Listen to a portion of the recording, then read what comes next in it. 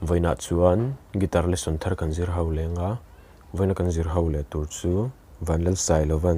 Thinlung a thlir zawk thin ti hla sakha guitar ol samte in kan zir ho le don ni masabera chuan jin kan langa sang asi aniama di minor a E minor chuan B kan hmangte langa bridge sa khan ti kan strum liang down down down up ti khan ka khabu changa top thlina ko lenga down down up down down down up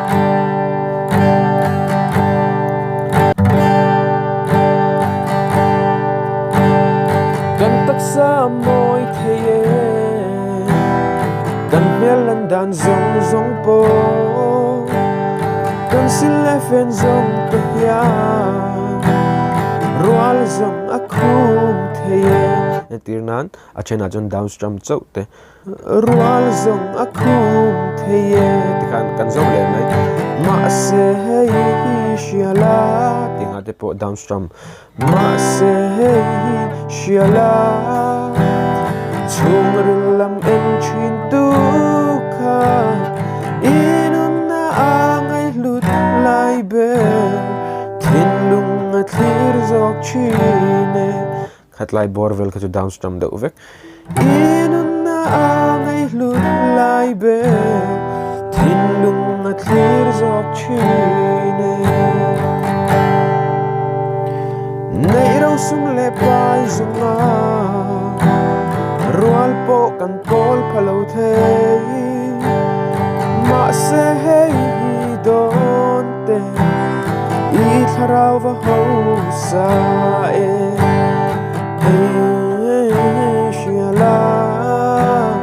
chung lam en chin tu kha in na ai lut lai be Thinlung a thlir zawk chine suana bridge kan lutanga tina kalang tam tak kan chi bia khan strum dan ngai thau down down down up tina kalang tam tak kan chi